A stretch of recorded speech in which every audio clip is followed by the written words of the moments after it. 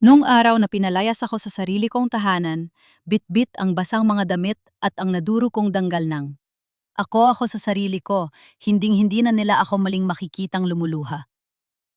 Makalipas ang ilang buwan, ang lalaki nagsabing wala akong kwenta at ang biyenan kong tinuring akong basura ay nakaluhod na ngayon sa paanan ko, nagmamakaawa para sa isang pagkakataon.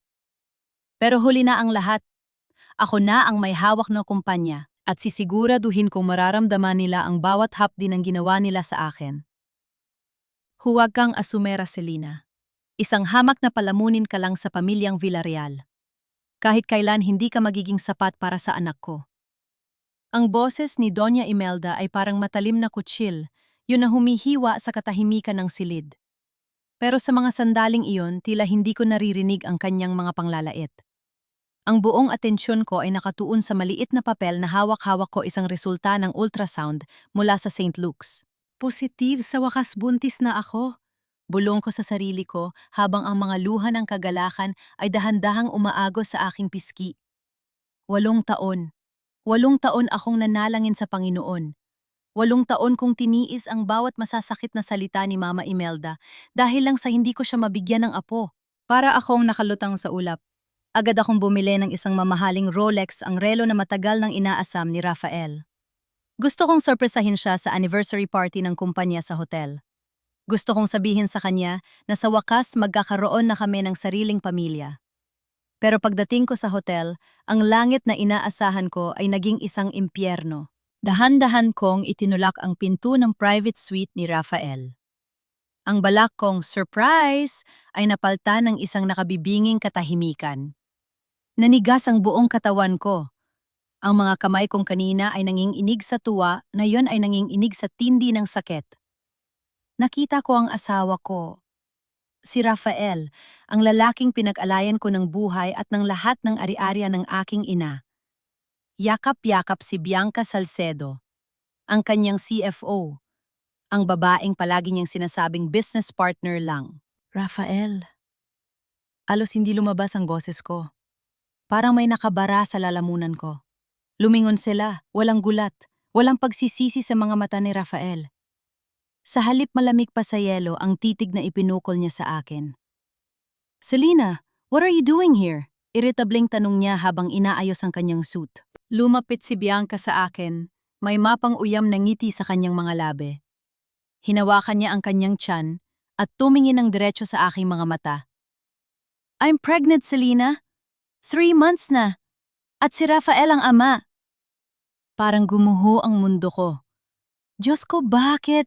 Bakit ngayon pa? Rafael, totoo ba ito? Tanong ko, ang boses ko ay basag na basag. Paano ang 8 taon natin? Paano ang sakripisyo ko noong muntik na mabangkarot ang kumpanya? Enough, Selena, sigaw ni Rafael. Sawang-sawa na ako sa drama mo. Sawang-sawa na ako sa isang asawang palamun in walang alam gawin kundi maglinis ng bahay at hindi man lang kumita ng kahit isang duling. Bianca is a career woman. She helps me. Ikaw, pabigat ka lang. Biglang pumasok si Doña Imelda, parang isang kontrabida sa pelikula.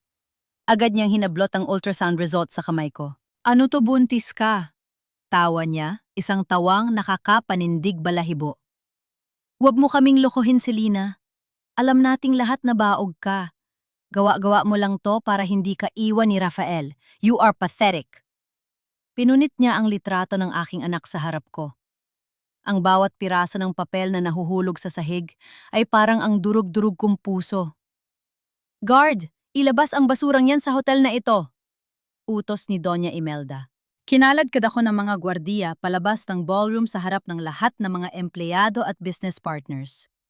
Ang mga bulungan ng mga kapitbahay at kakilala ay para mga bubuyog na sumusurot sa pandinig ko. Bakit ako? Bakit ang taong nagmahal ng tapat ang laging tinatapak-tapakan? Tumakbo ako pauwi sa mansyon. Umaasang kahit papaano ay makukuha ko ang mga gamit ko. Pero pagdating ko sa harap ng gate, ang lahat ng maleta ko ay nakatambak na sa kalsada na babasa ng ulan. Ang paborito kong wedding photo ay basag na ang salamin. Sinubukan kong iswipe ang credit card ko para kumuha ng taxi, pero declined. Tinawagan ko ang bangko, Ma'am, your joint account has been closed and all funds were transferred to Mr. Rafael Villarreal. Wala akong pera. Wala akong bahay. Wala akong asawa. Hinawakan ko ang tiyan ko habang nakaupo sa gilid ng kalsada sa ilalim ng malakas na ulan. Anak, huwag kang mag-alala. Kahit wala silang lahat, nandito si nanay. Hindi kita pababayaan. Sa gitna ng bawat patak ng ulan, isang apoy ang nagsimulang mag-alab sa puso ko. Isang apoy na hindi na muling mapapatah ng kahit anong luha. Kinuha ko ang aking cellphone at dinial ang tanging numerong hindi ko akala ay tatawagan ko muli. Tia Rosa, sunduin niyo po ako.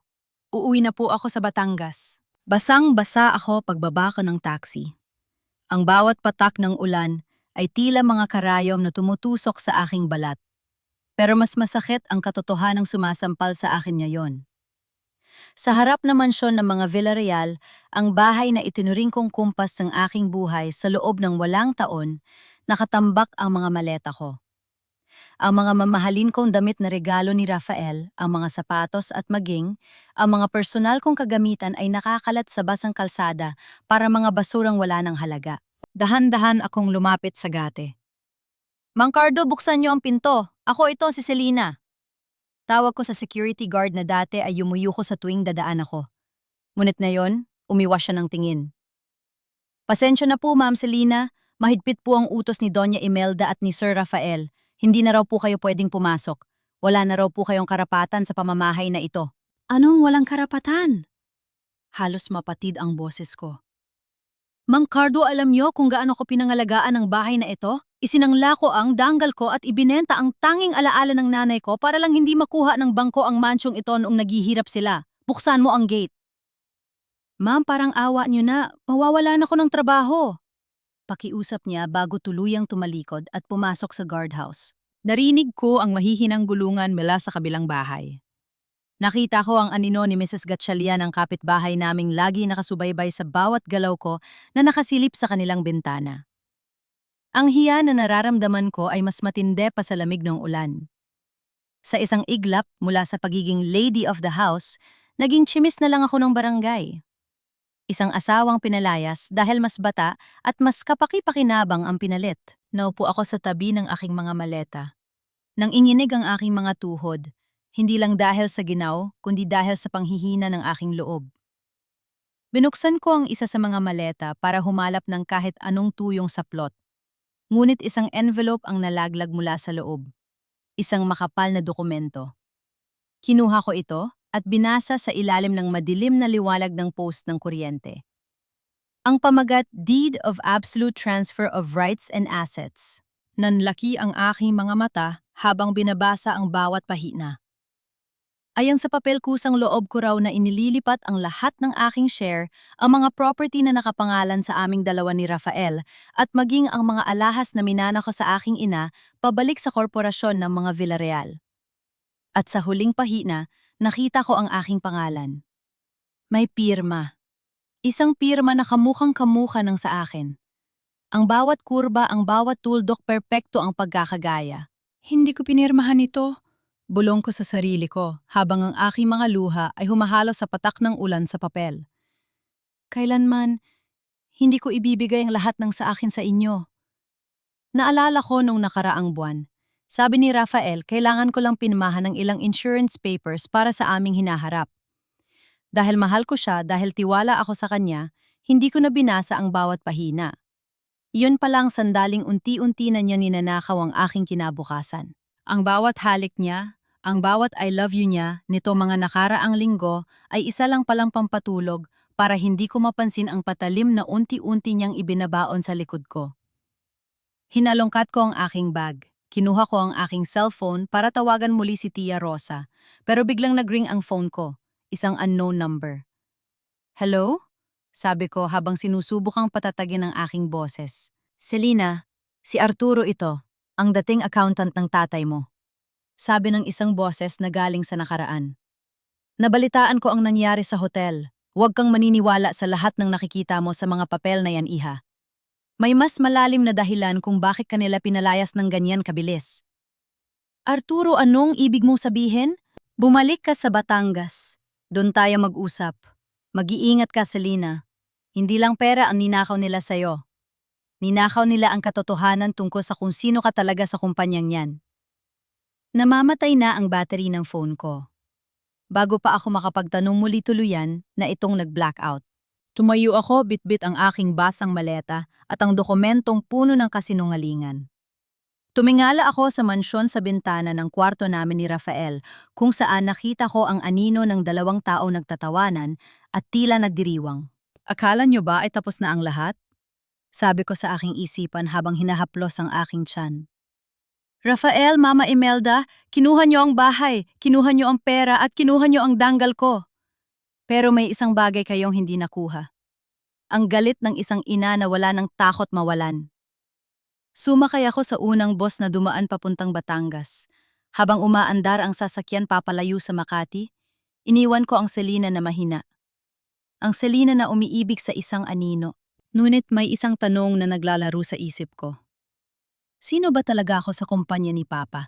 At bakit takot na takot silang malaman ko ang totoo? Ang loob ng bus ay madilim, tanging ang asul na ilaw sa kisame at ang liwanag mula sa mga dumaraang post sa kalsada ang nagbibigay ng anyo sa mga pasaherong mahimbing na natutulog. Pero ako gising na gising.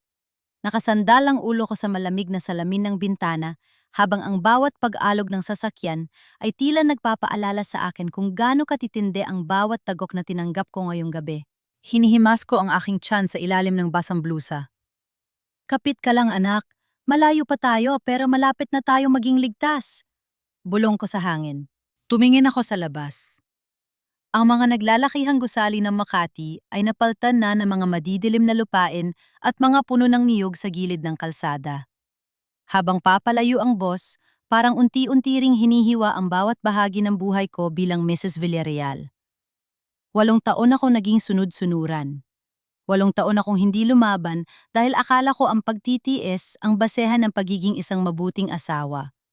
Mali pala ako.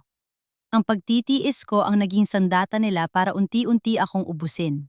Pagdating ng bus sa terminal sa Batangas, halos hindi ko na maigalaw ang aking mga binti.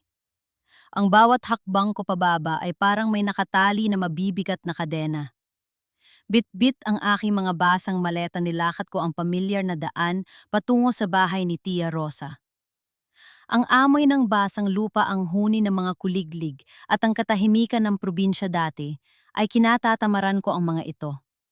Pero ngayon, ito ang tanging mundong tumatanggap sa akin ng walang panghuhusga. Tia Rosa, Tia. Mahina kong tawag habang kumakatok sa pintong gawa sa luma at matibay na nara. Maya-maya pa bumukas ang pinto. Lumabas si Tia Rosa na may hawak na flashlight, ang kanyang buhok ay nakapusod pa at halatang kagigising lang. Sino ba yan, madaling araw na? Natigilan siya nang makita ako. Diyos ko po, Selena Iha, ano nangyari sa iyo? Hindi ko na nagawang sumagot. Ang lahat ng emosyong pinipigilan ko mula pa sa hotel, ang galit, ang takot, ang pagod ay biglang sumabog. Napahagulol ako sa harap ng kapatid ng aking nanay. Tia, wala na po ako matuluyan. Pinagtabuyan po nila ako. Sabi ko sa gitna ng aking mga hikbi. Sus Mario Sep, halika. Pasok, bakit ka basang-basa? Nasaan si Rafael? Bakit hinayaan niyang maging ganyan ang itsura mo? Sunod-sunod niyang tanong habang mabilis na kumukuha ng tuyong tuwalya. Inalalayan niya ako paupo sa lumang sopa. Kahit madilim ang paligid, ramdam ko ang init ng tahanang ito. Walang chandelier, walang mamahaling carpet, pero dito ako nakakahinga ng maluwag. Tia, hiwalay na kami. May iba na siya. At buntis ang babae niya. Maikli kong paliwanag habang nanginginig ang aking mga kamay. Kinuha nila ang lahat sa akin. Kahit ang pera ni Papa nanakaw nila sa pamamagitan ng peking pirma. Nanlaki ang mga mata ni Tia Rosa. Ang kanyang mukha na dati ay puno ng pag-aalala ay napalta ng matinding pot. Ang mga Villarreal na yan, alam ko na noon pa man mga sakim sila. Akala mo ba ay nakalimutan ko kung paano nilang pilit na kinuha ang lupain ng nanay mo noon? Anong ibig ninyong sabihin, Tia? Huwag mo munang isipin yan ngayon, Selena. Ang mahalaga, narito ka na. Hindi ka nila pwedeng saktan dito sa Batangas. Kakalabanin nila ang buong barangay bago kanila mahawakan muli. Tumayo ako para sana kumuha ng tubig. Pero biglang umikot ang paningin ko. Ang mga anino sa loob ng bahay ay tila nagsasayaw. Naramdaman ko ang biglang pagbigat ng aking dibdib at ang panalambot ng aking mga tuhod. Selina, iha, ano nangyayari? Dinig ko pang sigaw ni Tia Rosa. Sinubong kong humawak sa gilid ng mesa, pero tila nawala na ng lakas ang aking mga kamay. Ang huling nakita ko ay ang nag-aalalang mukha ni Tia Rosa bago tuluyang magdilim ang lahat. Ang tanging hiling ko bago ako nawala ng malay. Panginoon, protektahan niyo po ang anak ko. Huwag niyo po siyang hayaang madamay sa dumi ng mundong iniwan ko. Nagising ako sa amoy ng bagong silang na kape at ang sariwang hangin na nagmumula sa bintana ng lumang kwarto ko sa Batangas. Hindi ito ang air-conditioned na silid sa Makati na puno ng mamahaling pabango ni Rafael. Dito ang amoy ay payak amoy ng kahoy, amoy ng tuyong dahon, at amoy ng pagmamahal ni Tia Rosa. Gising ka na pala, iha. Kumain ka muna ng lugaw. Kailangan niyo yan ng apo ko. Sabi ni Tia Rosa habang inilalapag ang mangkok sa tabi ko. Hinawakan ko ang aking tiyan. Maumbok na ito. Lumipas ang ilang buwan na parang isang malabong panaginip. Sa loob ng mga buwang yon, pinilit kong ibaon ng sakit.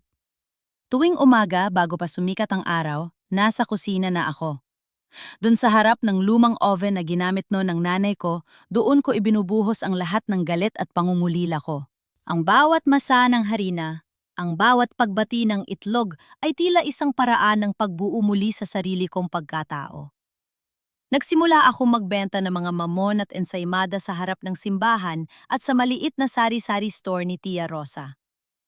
Selina, ang sarap talaga ng gawa mong tinapay. Parang may kasamang himala, sabi ng isa sa mga suki ko pagkatapos ng misa. Numingiti lang ako, pero sa loob-loob ko alam kong hindi ito himala. Ito ay bunga ng pangangailangang mabuhay para sa anak ko. Ito ang tanging paraan para hindi ko maalala na ang lalaking pinangarap kong makasama habang buhay ay may iba ng katuwang. Isang hapon habang nag-aayos ako ng mga paninda, nakita ko ang isang lumang dyaryo na naiwan ng isang mamimili sa lamesa. Parang tumigil ang pagtibok ng puso ko nang makita ang litrato sa lifestyle section. The wedding of the year, food tycoon Rafael Villarreal to wed financial genius Bianca Salcido in a private ceremony next month. Sa litrato nakangiti si Rafael. Mas matika siya ngayon, suot ang isang suit na mukhang mas mahal pa sa lahat ng kinita ko sa loob ng isang taon. Si Bianca naman ay nakasandal sa kanyang balikat, kumikinang ang isang dambuhalang brilyante sa kanyang daliri. Ang singsing na iyon, alam kong galing sa pondo ng kumpanya na dapat ay sa amin ang anak ko. Buntis din kaya siya? Tanong ko sa sarili ko habang nanginginig ang aking mga kamay. Naalala ko ang deklarasyon niya sa hotel. Ang bawat salita niya ay parang lason na, hanggang ngayon, ay dumadaloy pa rin sa mga ugat ko. Selina, iha, may bisita ka? Tawag ni Tia Rosa mula sa pintuan. Dali-dali kong itinago ang diaryo. Pinunasan ko ang aking mga kamay na puno pa ng harina sa aking apron. Inakala ko na isa lang itong suki na gustong mag-order ng cake para sa pista. Ngunit paglabas ko, isang matandang lalaki na nakabarong at may hawak na baston ang nakatayo sa tapat ng aming sari-sari store. Ang kanyang mukha ay puno ng mga kulubot ng panahon. Pero ang kanyang mga mata ay matalas at puno ng talino. Arturo! Bulong ko. Siya ang lalaking tumawag sa akin noong gabing pinalayas ako. Ang accountant na pinagkakatiwalaan ng tatay ko higit sa sinuman. Senyorita Selina. Sabi niya at sa isang pagkakataon, naramdaman ko ang paggalang na matagal nang ipinagkait sa akin ng mga Villarreal. Matagal kitang hinanap. Hindi ako pwedeng manahimik habang nakikita kong winawaldas nila ang kaharian na itinayo ng iyong ama para sa iyo. Arturo, wala na akong lakas para lumaban. Tignan mo ako, nagtitindaan na lang ako ng tinapay para mabuhay. Sabi ko habang pilit na pinipigilan ng aking mga luha. Lumapit siya sa akin at may iniabot na isang maliit at lumang susi. On iyong ama ay hindi lang basta negosyante, Selina. Siya ay isang taong may malayong pananaw. Alam niya ang ugali ng mga Villarreal. Amel niya na darating ang araw na kakailanganin mong protektahan ang sarili mo. Anong ibig mo sabihin? Ang 51% ng kumpanya, hindi yung kailanman naging kay Rafael. Ang lahat ng pinirmahan mo ay walang bisa, dahil ang mga shares na iyon ay nakapaloob sa isang trust fund na mabubuksan lamang sa oras na magkaroon ka ng tagapagmana. Paliwanag ni Arturo. Ang boses niya ay nanginginig sa seryosong tono. At ngayon, dala-dala mo na ang tagapagmanan yon sa iyong sinapupunan. Napahawak ako sa aking tiyan. Ang munting sipa ng aking anak ay tila isang pagsang-ayon sa mga sinabi ni Arturo. Pero bakit nila ako pinalayas? Bakit kailangang dumanas ako ng ganito? Tumingin si Arturo sa malayo. Dahil ang katotohanan, Selina, ay mas mapait pa sa kape. Hindi ka lang asawa ni Rafael. Ikak ang tunay na nagmamay-ari ng bawat pader, bawat mesa at bawat sentimo ng Villarreal Group. At gagawin ni Doña Imelda ang lahat para hindi mo yun malaman? Kahit papatayin ka nila sa gutom. Biglang humangin nang ang malakas na nagbabadya ng isang malaking bagyo. Sa sandaling yon, ang halimuyak ng tinapay sa aking kusina ay napalta ng amoy ng bakal at determinasyon. Ano ang kailangan kong gawin? Tanong ko, ang boses ko ay hindi na nanginginig. Kailangan nating bumalik sa Manila, sagot ni Arturo. Pero bago yon, kailangan nating hanapin ang huling testamento ng iyong ama. At alam kong alam mo kung nasaan yon? Napatingin ako sa loob ng bahay sa lumang recipe book ng nanay ko na palagi kong bit-bit. Isang lihim na hindi ko man lang binigyan ng pansin sa loob ng maraming taon. Gabi na, pero ang maliit na kusina ni Tia Rosa ay maliwanag pa rin dahil sa isang lumang bumbilya na tila sumasabay sa kaba ng dibdib ko. Sa ibabaw ng hapagkainan na gawa sa kawayan, nakalapag ang lumang recipe book ni nanay. Ang mga pahina nito ay nanilaw na sa panahon, may mga mantsa ng harina at banilya at amoy ng lumang alaala. Senyorita, sigurado ka ba na narito ang hinahanap natin? Tanong ni Arturo habang inaayos ang kanyang salamin. Ang kanyang mga kamay ay nanginginig ng kaunti, hindi dahil sa katandaan, kundi dahil sa bigat ng katotohanang hawak namin. Sabi ni nanay bago siya mamatay, Selina, ang librong ito ang magpapakain sa'yo sa oras ng kagipitan. Akala ko noon ang ibig niyang sabihin ay ang mga recipe ng tinapay at cake. Bulong ko habang dahan-dahang hinahapal. Os ang makapal na leather cover ng libro. Hinawakan ko ang likurang bahagi ng cover. May napansin akong kakaiba, mas matigas ito kaysa sa harap. Gamit ang isang maliit na kutsil, yumaingat kong hiniwa ang tahi sa gilid. Ang bawat hibla ng sinulid na napuputol ay tila isang pintong nagbubukas patungo sa nakaraan. Mula sa loob ng tago na bulsa ng cover, dahan-dahang nalaglag ang isang manipis na piraso ng papel at isang maliit na susi na may tatak ng isakat na bangko sa Switzerland. Diyos ko po! Sambit ni Arturo nang mabasa ang nakasulat sa papel. Isa, itong sulat kamay na testamento mula sa aking ama si Don Teodoro. Nakasaad doon para sa aking kaisa-isang anak, Selina. Ang lahat ng nakikita mong yaman ng mga Villarreal ay utang na loob nila sa iyong ina at sa akin. Ibinigay ko ang kontrol kay Rafael dahil naniwala ako mamahalin kanya, pero ang tunay na kapangyarihan ay mananatili sa iyo. Ang susing ito ay para sa isang vault na naglalaman ng orihinal na kasunduan ng kumpanya. Huwag mong hahayaan na maging alipin ka sa sarili mong kaharian. Napaupo ako sa bangko. Ang mga luhang kanina ko pa pinipigilan ay muling pumatak, pero sa pagkakataong ito, hindi ito luha ng kahinaan. Ito ay luha ng galit na hinaluan ng lakas. Ibig sabihin, Arturo, alam ni Papa na darating ang araw na ito. Alam ng iyong ama ang laro ng mga Villarreal, Selina? Alam niya na si Doña Imelda ay isang babaeng gagawin ang lahat para sa kapangyarihan. Kaya naman pala takot na takot silang mabuntis ka noon. Dahil sa oras na magkaroon ka ng anak, ang trust fund ay tuluyang nalilipat sa pangalan mo at hindi na nila ito mababawi kailanman. Paliwanag ni Arturo. Biglang nanlamig ang buong katawan ko nang maalala ko ang mga gamot na palaging ibinibigay sa akin ni Doña Imelda noon.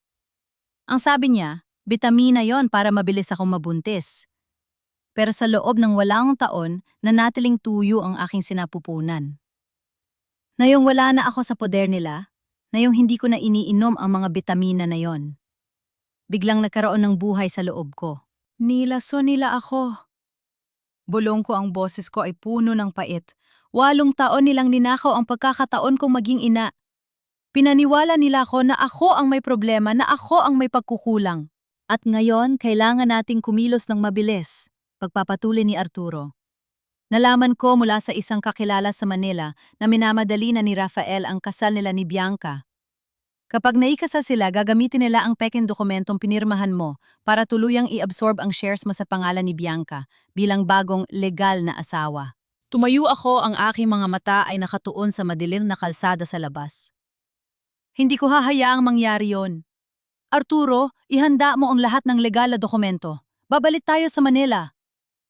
Pero Selena mapanganib. Sigurado may mga mata sila rito sa Batangas. Babala ni Tia Rosa na kanina pa nakikinig sa pintuan. Tila nagdilang anghel si Tia Rosa. Sa labas ng bahay narinig namin ang paghinto ng isang sasakyan. Ang tunog ng makina ay hindi pamilyar sa tahimik na baryo namin. Isang itim na SUV ang nakaparada sa tapat. Ang mga headlight nito ay tila mga matang nagniningning sa dilim na katitig ng diretso sa aming bahay. Sino yan? Kabado na tanong ni Tia Rosa. Sumilip si Arturo sa bintana at biglang namutla. Ang mga tauhan ni Doña Imelda, alam na nila na narito ako. Alam na nila na nag-uusap tayo. Hinawakan ko ang recipe book at ang susi. Tia Arturo, lumabas kayo sa likod. Doon kayo dumaan sa taniman ng niyog patungo sa bahay ni Kapitan. Paano ka, Selena? Tumingin ako sa salamin. Ang babaeng nakikita ko ay hindi na ang iyaking si Selena na pinalaya sa hotel. Ang babaeng ito ay may dalang bagyo. Haharapin ko sila. Kailangan nilang maniwala na wala pa rin akong alam. Kailangan nilang isipin na isa pa rin akong talunan hanggang sa dumating ang araw na ako na ang kukuha ng lahat sa kanila. Ang tunog ng sapatos ng mga lalaking pababa ng SUV ay tila mga martilyo na tumatama sa dibdib ko. Tia Rosa, Arturo, bilis! Sa likod na kayo dumaan! Bulong ko sa kanila habang mabilis kong isinisiksik ang recipe book sa ilalim ng mga sako ng harina sa kusina. Nang makaalis sila, huminga ako ng malalim. Pinunasan ko ang aking mukha ng apron para magmukhang pagod at kawawa ang bersyon ng Selena na alam nilang madaling apakan. Tok tok tok, binuksan ko ang pinto. Isang lalaking nakabarong, si Ate Pascual ang tuso at tapat na aso ni Doña Imelda ang nakatayo roon, may bitbit na briefcase at isang mapang-uyam na ngiti. Good evening, Selena. Long time no see, sabi niya, habang dahan-dahang pumapasok sa bahay ng walang paanyaya. Lumingon-lingon siya sa paligid, tila diring-diri sa payak na pamumuhay namin. So dito ka na pala nakatira? From a mansion to a sari-sari store. How tragic. Ano kailangan nyo? Tanong ko, pilit kong pinanginginig ang boses ko para isipin niyang natatakot ako. Inilapa pa niya ang isang bundle ng pera sa mesa. ₱1,000,000. Pinapunta ako rito ni Doña Imelda. Ayaw na niyang magkaroon pa ng ingay. Pirmahan mo lang itong quit claim and waiver of rights at lisanin mo ang Pilipinas. Pumunta ka ng ibang bansa, manganak ka doon at huwag ka nang babalik. Small price for your silence, don't you think? Tinitigan ko ang pera. Paano si Rafael? Paano ang magiging anak namin ni Rafael? Tumawa si Ate Pascual. Rafael is busy preparing for his wedding with Bianca. And let's be real, Selena. Rafael doesn't want you. Hindi niya kailangan ng isang asawang tagagawa lang ng tinapay. He needs a partner like Bianca. Umalis na kayo, sabi ko habang nakayuko. Kailangan ko ng oras para mag-isip. You have 24 hours, Selena. Huwag mong hintayin na ang mga susunod na bibisita rito ay hindi na pera ang dala. Banta niya bago tuluyang lumabas. Nang makaalis ang sasakyan, lumabas si Arturo mula sa kadiliman ng taniman. Hingal na hingal siya, pero ang kanyang mga mata ay nalilisik. Senyorita, mabuti at hindi ka pumirma, dahil may kailangan kang malaman tungkol kay Bianca Salcedo, sabi niya habang inilalabas ang isang folder mula sa kanyang bag. Ano to, Arturo? Habang nasa Manila ako, may kinuha akong impormasyon mula sa isang nurse sa St. Luke's. Nung araw na ipahiya kanila sa hotel, sinabi ni Bianca na buntis siya, di ba? Tumango ako, nararamdaman ang pamilyar na kirot sa puso ko. It's a lie, Selena. Isang malaking palabas, sigaw ni Arturo. Ito ang medical record ni Bianca mula sa isang private clinic sa Makati. 5 years ago, Bianca had a tubal ligation. She's sterile, Selena. Hindi siya kailanman mabubuntis. Parang huminto ang mundo ko. Ang lahat ng sakit, ang lahat ng panglalait na tinanggap ko dahil sa pagbubuntis na yon ay base lang pala sa isang kasinungalingan.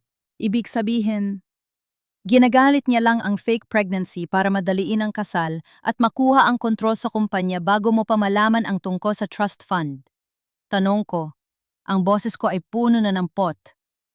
Eksakto. At si Rafael mukhang wala siyang alam. Pinapaikot lang siya ni Bianca at ng sarili niyang ina. Dagdag ni Arturo. Bianca is not just a mistress. She's a predator. At ang target niya ay ang legacy ng tatay mo. Napayak ako pero hindi dahil sa lungkot. Umiyak ako dahil sa galit. Galit para sa sarili ko na naging tanga at galit para sa anak ko na itinuring nilang basura habang ang isang peking sanggol ang kanilang ipinagdiriwang. Hinawakan ko ang aking tiyan.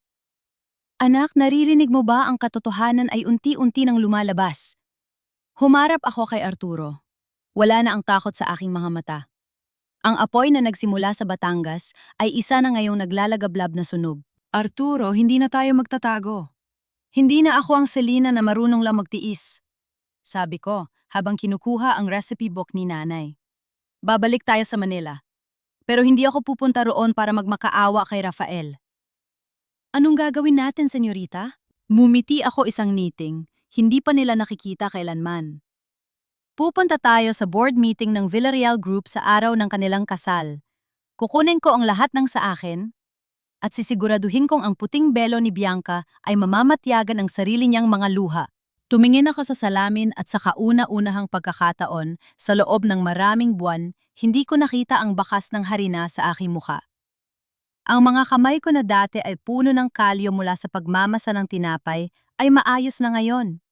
Hindi na ako ang Selena na nakasuot ng kupasing duster at laging nakayuko. Ang babaeng nakaharap sa akin na yon ay may maikling buhok na bumagay sa kanyang matalas na panga at ang kanyang mga mata ay tila dalawang nagbabagang uling sa gitna ng gabi. Senyorita, handa na ang lahat, sabi ni Arturo habang inilalapag ang isang bagong suit na kulay asul ang kulay ng kapangyarihan. Salamat, Arturo. Kumusta ang naging pakikipag-usap mo sa kumpanyang kalaban ng mga Villarreal? Tanong ko habang isinusuot ang aking sapatos. Upang magkaroon ng sapat na pondo para sa laban na ito, ginawa ko ang isang bagay na hindi ko inakalang magagawa ko. Ibinenta ko ang exclusive rights ng aking Special Queso de Bola Ensaymada, ang lihim na recipe ni nanay, sa isang sikat na high-end bakery chain sa Manila. Hindi lang pera ang nakuha ko, kundi pati na rin ang respeto ng mga malalaking tao sa industriya ng pagkain. Sa isang iglap, hindi na lang ako isang baker sa probinsya. Ako na si Selena Jose, ang babaeng nasa likod ng pinakasikat na tinapay sa bansa ngayon. Interesado sila makita ka, ma'am. Hindi nila akalain na ang Batangas Rose na usap-usapan sa social media ay ang dating asawa ni Rafael Villarreal. Sagot ni Arturo na may halong pagmamalaki. Humarap ako sa kanya, ang aking tiyan ay halata na, sa ilalim ng aking kasuotan. 7 buwan na? Hindi na ako dating asawa, Arturo. Ako ang magiging katapat nila. Nahanap mo na ba ang abogado na kailangan natin?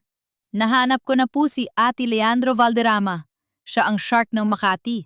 Siya ang tanging abogadong hindi takot sa impluensya ni Doña Imelda dahil may personal din siyang galit sa pamilyang iyon, paliwanag ni Arturo. Sumakay kami sa isang itim na Mercedes-Benz na nirentahan namin. Habang binabaybay ang daan pabalik ng Manila, dumaan kami sa mga lugar na dati ay nagpapaluha sa akin. Pero ngayon, wala na akong maramdaman na sakit. Ang bawat tulay na tinatawid namin ay tila isang hakbang papalayo sa aking lumang pagkatao. Tia Rosa, babalik ako rito na dala ang tagumpay. Bulong ko sa aking sarili habang tinatanaw ang papalayong bundok ng Batangas. Pagpasok namin sa hangganan ng Makati, tila bumigat ang hangin. Nakita ko ang malalaking billboard ni Rafael at Bianca. Sila ang mukha ng tagumpay, ang perpektong magkasintahan. Ang caption sa billboard? Villarreal Group, building a future for every family. Napangisi ako. Pamilya ang pamilyang sinira nyo. Huminto ang sasakyan sa tapat ng isang barang, yang kondo sa Rockwell, na pansamantala naming tutuluyan. Pagbaba ko, naramdaman ko ang paglingon ng mga tao. Hindi na dahil sa awa, kundi dahil sa paghanga at kuryosidad. Ang suot kong suot na mamahaling silk dress at ang aura ng isang babaeng may dalang sikreto ay sapat na para makuha ang atensyon ng lahat. Biglang tumunog ang cellphone ni Arturo. Ang kanyang mukha ay naging seryoso. Ma'am, may balita mula sa loob ng opisina. Bukas na ang board meeting para sa merger ng Villarreal Group at ng kumpanya ng mga Salcedo.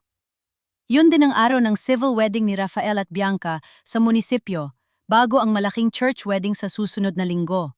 Masyadong nagmamadali ang aking biyenan, sabi ko habang tinitignan ang aking mga kuko. Arturo, pedala mo ang imbitasyon kay Ate Pascual? Sabihin mo may isang major shareholder na darating sa meeting bukas. Huwag mang babanggitin ang pangalan ko. Masusunod, ma'am. Pero sigurado ka ba bukas na rin ang schedule ng pagpirma nila ng marriage contract? Hinawakan ko ang aking tiyan. Naramdaman ko ang sipa ng aking anak. Isang sipa na tila nagsasabing, "Laban tayo, inay." Hayaan mo silang magsaya ngayong gabi, Arturo. Dahil bukas sa gitna ng kanilang pagdiriwang ihuhulog ko ang bombang wawasak sa kanilang lahat. Ipapaalala ko kay Rafael na ang babaeng tinawag niyang palamunin ang siyang may-ari ng bawat hininga ng kumpanya niya. Ang huling nakita ko bago isara ang kurtina ng aking kwarto ay ang ilaw ng Villarreal building sa malayo. Bukas muling magkikita ang rosas at ang mga timik. Habang nakatitig ako sa malawak na tanawin ng lungsod mula sa aking kondo, hindi ko mapigilang isipin kung ano ang nangyayari sa loob ng mansyon na dati kong kinalakihan. Sabi ni Arturo, ang kintab ng pangalan ng mga Villarreal ay unti-unti nang naglalaho sa likod ng mga saradong pinto. Ang akala ng mundo ay isang perpektong pamilya sila, pero ang totoo, puno na sila ng bitak. "Ma'am, heto ang ulat mula sa loob," sabi ni Arturo habang iniaabot ang isang tablet. Mukhang hindi mapakali si Doña Imelda. Halos gabi-gabi ay may naririnig na sigawan sa pagitan nila ni Rafael. Sa screen, nakita ko ang isang nakaw na video mula sa isa sa mga katulong na nananatiling tapat sa amin. Nakita ko si Doña Imelda, ang babaeng laging matikas at walang kapintasan na ngayon ay tila isang matandang takot na takot. "Hindi pwedeng magkamali bukas, Rafael. Kailangan mo pakasalan si Bianca. Kapag hindi natuloy ang merger, babagsak ang kumpanya at babalik tayo sa putikan." Sigaw ni Imelda sa video. Ang kanyang boses ay nanginginig, hindi dahil sa galit, kundi dahil sa isang malalim na takot. Doon ko naalala ang kwento ni Tia Rosa. Si Doña Imelda ay hindi naman talaga ipinanganak na mayaman. Dati siyang labandera sa pamilya ng aking ama. Ginamit niya ang kanyang ganda at talino para akitin ang kapatid ni Papa. Pero kailanman ay hindi siya tinanggap ng pamilya Jose bilang kapantay. Ang lahat ng pang-aalipusta niya sa akin, ang pagtawag sa akin na palamunin at hampas lupa, ay isa palang paraan para itago ang sarili niyang nakaraan. Takot siyang makita ang sarili niya sa akin. Humanizing moment.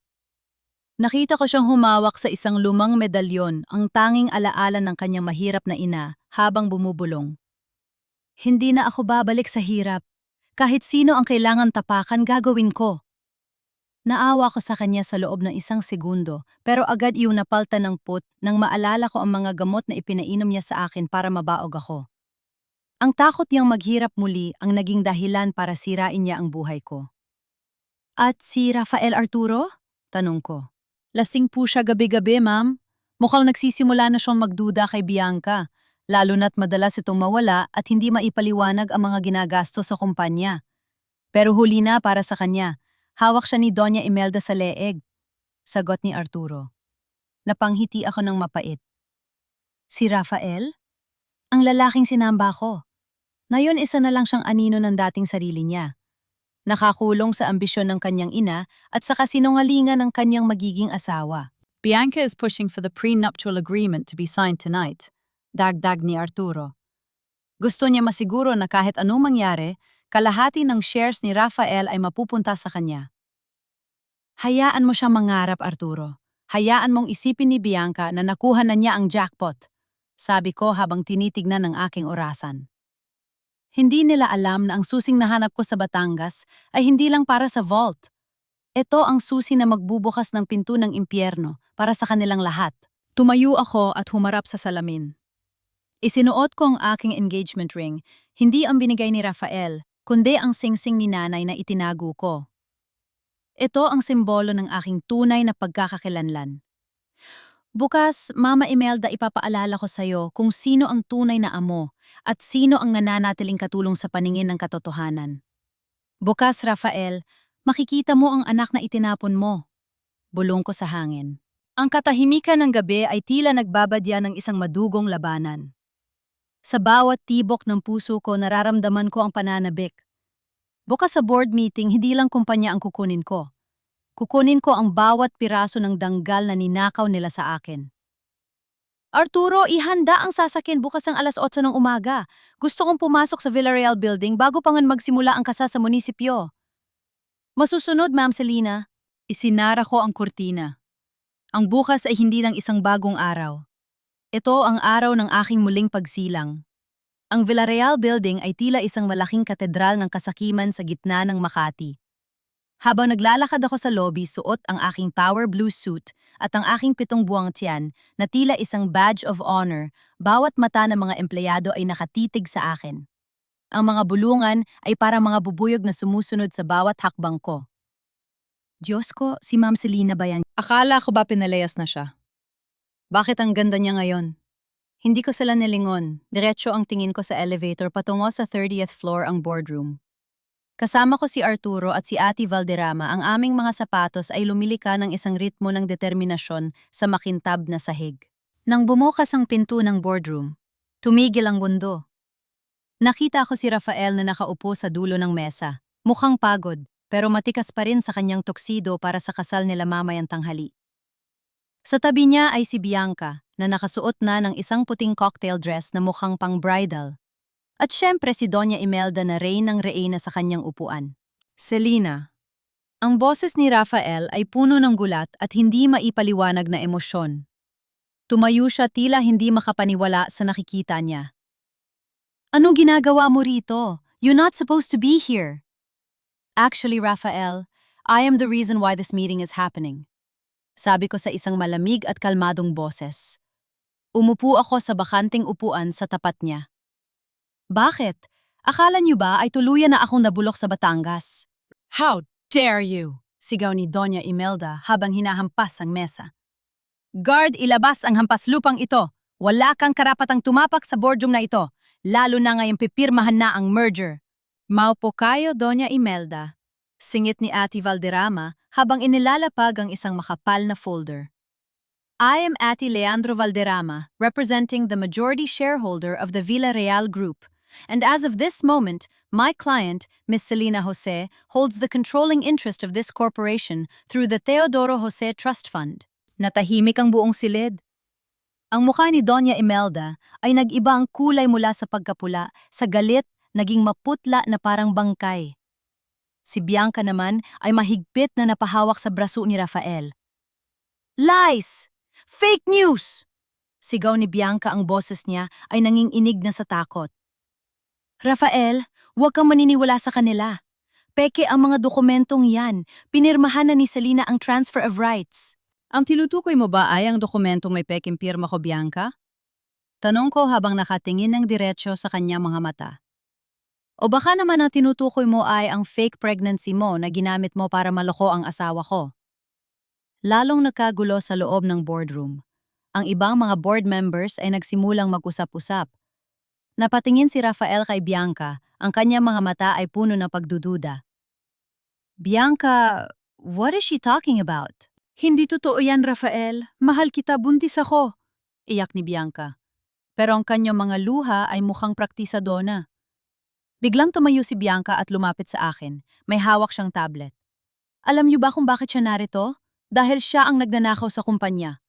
I have evidence here. Selina, Jose has been siphoning millions of pesos from the auxiliary accounts of the bakery distribution center in Batangas.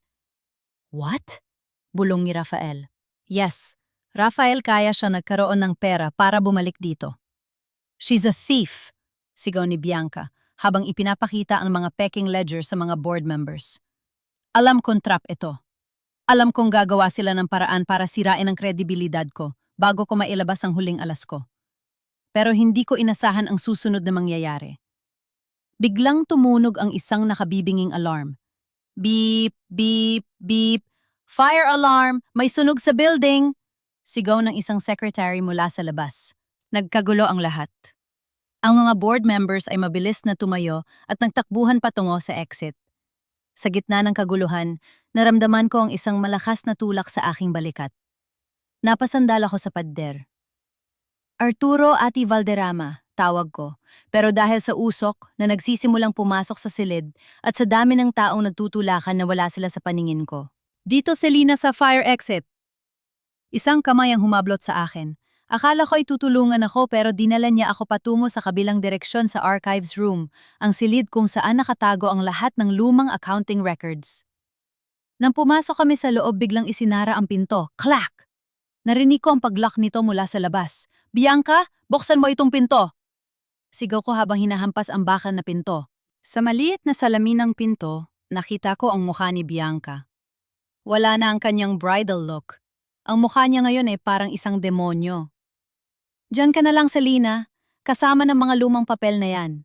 Kapag natapos ang sunog na ito, wala nang makakaalala sa'yo o sa bata nga sa tiyan mo. At ang USB na dala mo, siguradong matutunaw yan sa init. Bianca, maawa ka, buntis ako. Sigaw ko habang nararamdaman ang paninikip ng aking dibdib dahil sa usok na pumapasok sa ilalim ng pinto. Wala akong pakialam.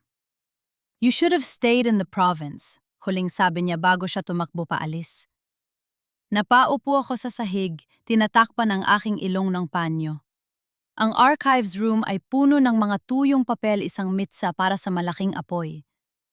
Napatingin ako sa aking bag sa recipe book ni nanay kung saan nakatago ang USB na naglalaman ng tunay na bookkeeping records ng Villarreal Group na magpapatunay na si Bianca at Doña Imelda ang tunay na magnanakaw.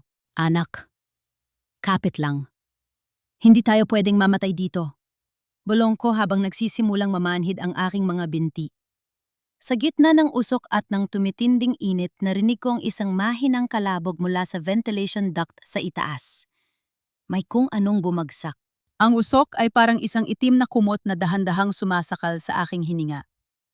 Sa loob ng archives room, ang bawat segundo ay tila isang taon ng paghihirap. Nararamdaman ko ang init na nagmumula sa kabilang panig ng pinto at ang amoy ng nasusunog na papel ay nagsisimulang pumasok sa aking baga. Ngunit sa gitna ng takot, may isang bagay na mas malakas kaysa sa sindak ang proteksyon ng isang ina. Yumukod ako, idinikit ang aking mukha sa sahig kung saan mas malinis ang hangin. Niyakap ko ang aking tiyan ng mahigpit. Anak, huwag kang bibitiw. Hindi tayo mamamatay sa dumi ng kanilang mga kamay. Bulong ko ang boses ko ay halos isang paos na hiling sa langit. Biglang isang malakas na kalabog ang narinig ko mula sa labas. Ang bakal na pinto ay nayanig. Mula isa pang malakas na impact ang tumama sa lock. Hindi ito tunog ng apoy. Ito ay tunog ng pag-asa. Sa huling pagkakataon ng pinto ay bumukas ng malakas. Sa gitna ng makapal na usok, aninag ko ang figura ni Arturo at ng isang security guard na nakasuot ng gas mask. Senyorita Selina, sigaw ni Arturo, ang boses niya ay puno ng takot at pag-aalala. Agad silang lumapit sa akin. Binuhat ako ng gwardiya habang si Arturo naman ay maingat na kinuha ang aking bag. Ang bag na naglalaman ng recipe book ni nanay. Diyos ko salamat sa iyo, higpi ni Arturo, habang inaalalayan kaming makalabas sa hallway na puno ng puting usok mula sa fire extinguisher. Hindi kami bumaba ng building. Sa halip dinala nila ako sa kabilang wing, patungo sa executive lounge kung nasaan ang lahat ng mga board members si Rafael Bianca at Doña Imelda. Alam ko ang plano ni Bianca. Ginamit niya ang fire alarm bilang distraction para ilikas ang lahat habang tinatapos ang pagpirma ng mga dokumento sa isang ligtas na lugar bago dumating ang tunay na bumbero. Pagdating namin sa pinto ng executive lounge, narinig ko ang boses ni Bianca na parang isang anghel na nagpapanggap. Wala na tayong oras, Rafael. Sabi ng bumbero, kailangan nating tapusin ang dokumentong ito ngayon para maisalba ang merger bago tuluyang masunog ang records. Pirmahan mo na ito. Pero si Selina, nasaan si Selina? Ang boses ni Rafael ay puno ng paggalito at kaunting pagsisisi. Nakaalis na siya, Rafael. Nakita ko siyang tumakbo palabas kanina. Pagsisinungaling ni Bianca. Iyon na ang hudyat ko. Itinulak ko ang pinto ng buong lakas. Tumigil ang lahat, para silang nakakita ng multo. Nakatayo ako roon, ang aking mukha ay may bahid ng uling, ang aking buhok ay gulo-gulo, at ang aking suot ay may amoy ng usok. Pero ang aking tayo ay mas matikas pa sa anumang reyna. Looking for me, Raphael? Sabi ko, ang boses ko ay umalingaw-ngaw sa buong silid, malamig at mapait. Selina, bulalas ni Raphael. Akmang lalapit siya pero humarang si Bianca. How did you get out? Gulat na tanong ni Bianca. Ang kanyang maskara ay tuluyan ng nahulog. Ang takot sa kanyang mga mata ay hindi na maikukubli. Anakala mo ba ay matutunaw sa apoy ang katotohanan? Sabi ko habang naglalakad patungo sa gitna ng mesa. Inagaw ko ang ballpen sa kamay ni Raphael at itinapon ito sa sahig. Walang pipirma sa kahit anong merger ngayon. Ano ba ang drama mo, Selina? Isang magnanakaw na tulad mo dapat ay nasa kulungan na. Sigaw ni Doña Imelda. Pilit pa ring nagmamatigas kahit nanginginig na ang kanyang mga kamay. Magnanakaw? Mumiti ako ng mapait. Inilabas ko ang USB mula sa loob ng recipe book ni nanay. Arturo, isaksak mo ito. Sa malaking screen ng lounge, hindi ang merger documents ang lumabas, kundi ang mga bookkeeping records na itinago ni Bianca. Doon kitang-kita ang bawat transaksyon, ang bilyong pisong nawawala sa kumpanya ay hindi napunta sa Batangas, kundi sa isang offshore account sa pangalan ni Bianca Salcedo at sa mga personal na utang ni Doña Imelda sa mga kasino. Nagsimulang magbulungan ang mga board members. This is embezzlement, sabi ng isa. At hindi lang yan, dagdag ko habang inilalabas ang isa pang papel. Heto ang medical report mula sa klinika ni Dr. Santos. Bianca, sabihin mo sa kanila, nasaan ang anak niyo ni Rafael? Sabihin mo sa kanila na 5 taon ka ng ligation at kailanman ay hindi ka pwedeng magbuntis. Napatingin ang lahat sa tiyan ni Bianca. Biglang lumapit si Rafael, hinawakan niya ang braso ni Bianca at tiningnan ang mga mata nito. Bianca, is it true? Is it all a lie? Rafael, listen to me. Ginawa ko lang to para sa atin, para makuha natin ang kumpanya. Iyak ni Bianca. Lumuhod siya sa harap ni Rafael, pero hinawi siya ng asawa ko. You manipulated me, Pina. Niwala mo akong magiging ama ako habang tinatapon ko ang tunay kong mag-ina? Sigaw ni Rafael. Ang kanyang galit ay hinaluan ng matinding kahihiyan. Lumingon si Rafael sa akin, ang kanyang mga mata ay puno ng pagsisisi. Selina, patawarin mo ako. Hindi ko alam, akala ko... Huwag kang hihingi ng tawad sa akin, Rafael. Sabi ko habang nakatingin ng diretso sa kanya. Humingi ka ng tawad sa tatay ko na binaliwala mo ang legacy. Humingi ka ng tawad sa bata sa sinapupunan ko na tinawag mong palamunin. Biglang bumukas ang pinto at pumasok ang mga pulis kasama si Ate Valderrama. Miss Bianca Salcedo at Doña Imelda Villarreal, you are under arrest for fraud, falsification of documents, and attempted arson. Habang pinapapasasa ng mga pulis si Bianca at ang aking biyen, ang tiningnan ako ni Doña Imelda nang may matinding galit. Hindi pa ito tapos, Selina. Ang paslupa ka lang. Hindi na ako ang paslupa, Mama Imelda. Sabi ko habang pinapanood silang ilabas ang silid. Ako na ang may-ari ng lahat ng kinuha nyo. At sa oras na ito, ang tanging palamunin dito ay kayo sa loob ng selda. Naiwan kami ni Rafael sa loob ng silid. Lumapit siya sa akin, susubukan niya sanang hawakan ang kamay ko, pero lumayo ako. Selina, please. Let's start again, para sa anak natin. Pakiusap niya, ang boses niya ay nanginginig. Tumingin ako sa bintana sa labas, kung saan unti-unti nang nawawala ang usok at sumisikat ang araw. Anak ko ay magkakaroon ng magandang kinabukasan, Rafael, pero wala ka sa larawang yon. Ang pag-ibig ko sa'yo ay natupok na kasama ng usok sa archives room.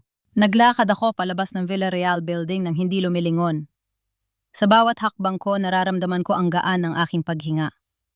Ang katotohanan ay hindi lang nagpalaya sa akin. Ito ang nagbigay sa akin ng bagong buhay. Mabilis ang takbo ng panahon. Sabi nila ang sugat ng puso ay hindi naghihilom sa isang gabi lang, pero sa bawat pag-ikot ng mundo, ang pait ay dahan-dahang napapalitan ng tamis. 6 na buwan matapos ang kaguluhan sa Villarreal building, Nakatayo ako ngayon sa harap ng aking pinakabagong pangarap, ang The Jose Legacy Bakery and Cafe. Hindi ito matatagpuan sa malamig na semento ng Makati, kundi dito sa aming bayan sa Batangas, kung saan malaya kong nalalanghap ang amoy ng dagat at ng bagong luto na tinapay. Hindi ko tinalikuran ang Villarreal Group. Sa tulong ni Arturo at ni Ate Valderrama, sumailalim ang kumpanya sa isang malaking restructuring. Tinanggal namin ang lahat ng bakas ng katiwalian. Pero imbes na manatili sa isang opisina na puno ng masasamang alaala, itinalaga ko si Arturo bilang acting CEO habang tinatapos ko ang aking maternity leave. Pinili kong bumalik sa aking pinagmulan dahil doon ko nahanap ang tunay kong lakas. Senyorita, ang dami na namang tao sa labas. Ubos na ang unang batch ng ating ensaymada, masayang balita ni Tia Rosa habang napupunas ng pawis. Ngumiti ako sa kanya. Salamat, Tia. Maglabas na tayo ng pangalawang batch. Siguraduhin nating mainit pa ang mga yan. Hinaplos ko ang aking tiyan na ngayon ay patag na. Sa tabi ng counter sa loob ng isang basket na puno ng malalambot na unan, natutulog ang aking himala si Teodoro, o Tio. Kamukhang-kamukha siya ng aking ama. Ang kanyang mahimbing na paghinga ang tanging musika na kailangan ko ngayon. Sa bawat sulyap ko sa kanya, naalala ko kung bakit ako lumaban. Narinig ko ang paghinto ng isang sasakyan sa tapat ng cafe. Isang lumang sedan na halatang hindi naalagaan. Pumasok ang isang lalaki na tila pasa ng buong mundo sa kanyang mga balikat. Si Rafael. Malayo ang itsura niya sa golden boy ng Makati na nakilala ko noon. Ang kanyang suit ay lukot, ang kanyang mga mata ay may malalalim na itim na bilog, at ang kanyang balikat ay bagsak. Simula nang maipakulong ang kanyang ina at si Bianca, nawala ang lahat sa kanya. Binawi ng bangko ang mansyon dahil sa mga utang ni Doña Imelda sa sugal, at ang mga board members ay bumuto para tanggalin siya sa posisyon dahil sa kapabayaan. Selena, bulong niya, habang dahan-dahang lumalapit sa counter. Hindi siya makatingin ng diretso sa akin.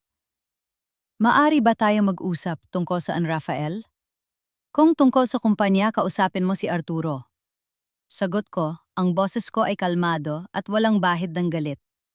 Wala na kasi akong nararamdamang kahit ano para sa kanya, hindi galit, hindi pot, kundi isang malaking indifference. Hindi tungkol sa kumpanya. Tungkol sa atin at sa anak ko, sabi niya habang nakatingin kay Teo. Narinig kong nanganak ka na. Gusto ko lang sana siyang makita.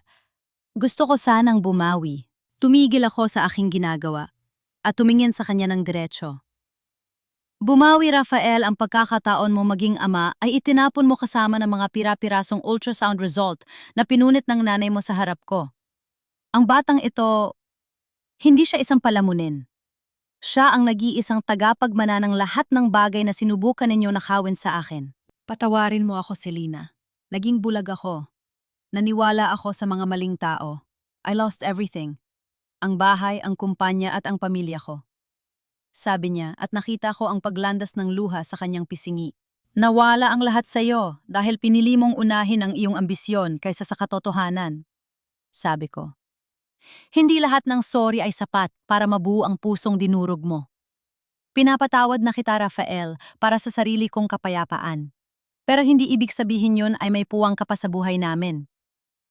Yumuko siya, ang kanyang mga hikbi ay naririnig sa tahimik na cafe.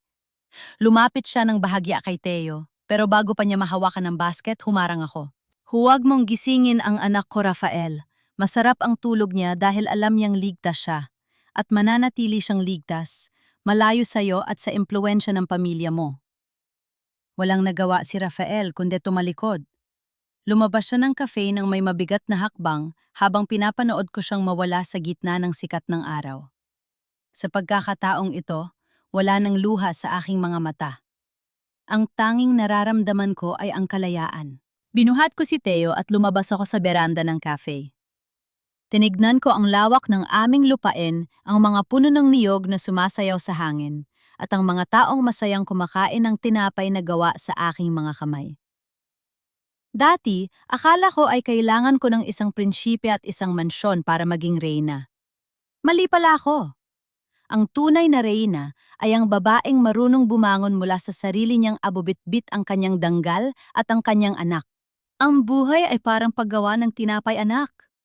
Bulong ko kay Tio habang hinahalika ng kanyang no. Kailangan mong dumaan sa init ng apoy para maging matatag at masarap. At ngayon, tapos na ang oras ng pagluluto. Oras na para namnamin ang tagumpay. Ngumiti ako sa langit.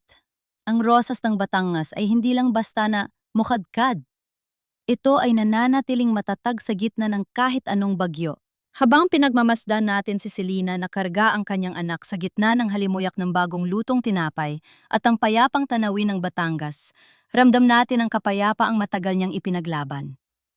Dito nagtatapos ang isang mahabang paglalakbay, ngunit dito rin nagsisimula ang isang bagong kabanata ng kanyang buhay. Mga mahal kong tagapakinig, maraming salamat sa pagsama sa akin sa bawat pintig ng kwentong ito hanggang sa huling sandali.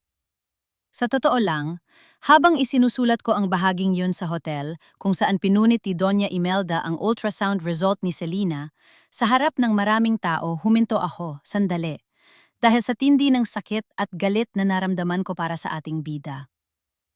Ang kwentong ito ay paalala na ang buhay ay parang paggawa ng tinapay. Minsan kailangan tayong masahin ng husto idiin at isa lang sa matinding init ng herno ng pagsubok.